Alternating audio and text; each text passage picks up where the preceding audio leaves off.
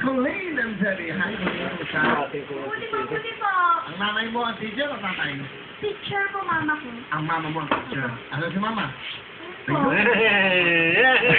Ilan ka magkakapatid? Wala ko lang po ako. The only daughter. Opo. Ah, talaga. Ang tatay mo, ang trabaho? Mahiwalay na po sila ng mama ko. Ayun. Hindi, anong work ka dati?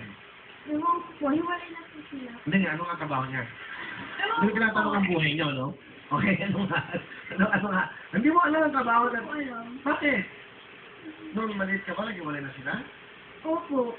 Ah, okay. Sige, mami, kamusta kayo? Patay ganti. Okay, ano po gusto yung dalaga? Ay, Colleen, dalaga ka na nga. Alam ko, anak na, ikaw lang ang lakas ko, inspiration ko. Kaya ako nag-work, nag-chat-saga. Sana na, ito lang ang pangarap ko. Makatapos ka ng pag-aaral mo. At, huwag kang mag-alala. Mag-chat-saga, mag-tutor, lahat-lahat ng sideline gagawin ko. Para lang makapagtapos ka sa kolehiyo mo, anak. Mahal na mahal kita. At huwag mo sana malimutan na lagi tumawag sa Panginoon. Salamat po, yun lang. Mabuhay po kayo, Mami.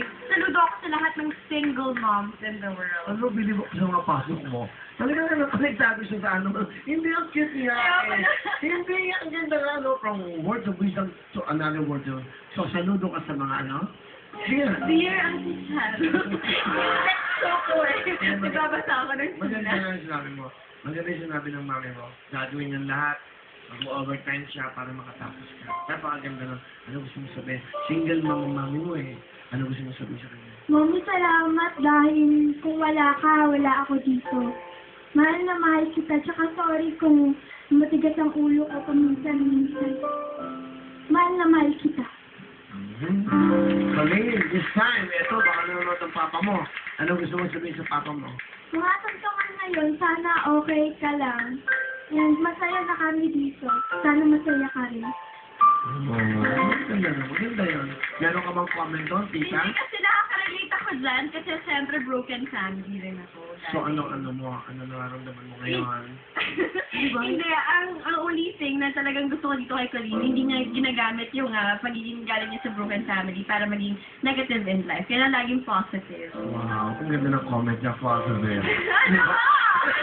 Pero hindi naman seryoso yung sinasabi ko. Thank you so much for that. Comment. Rocky, kanta po. Kakant, ano kakantayin mo? On my own. Oy, maganda to. Parang ikaw Ako na sa yun, di ba? dyan. Ano comment mo sa On My Own?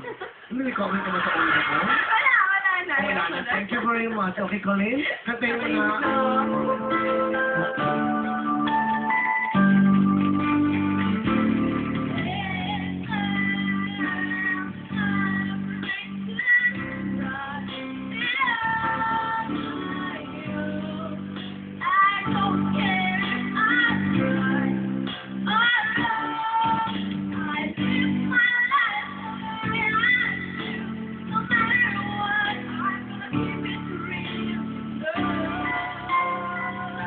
Napitin ko nga ako.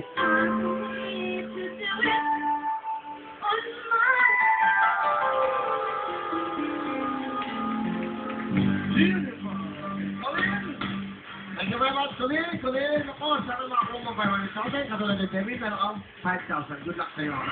Okay?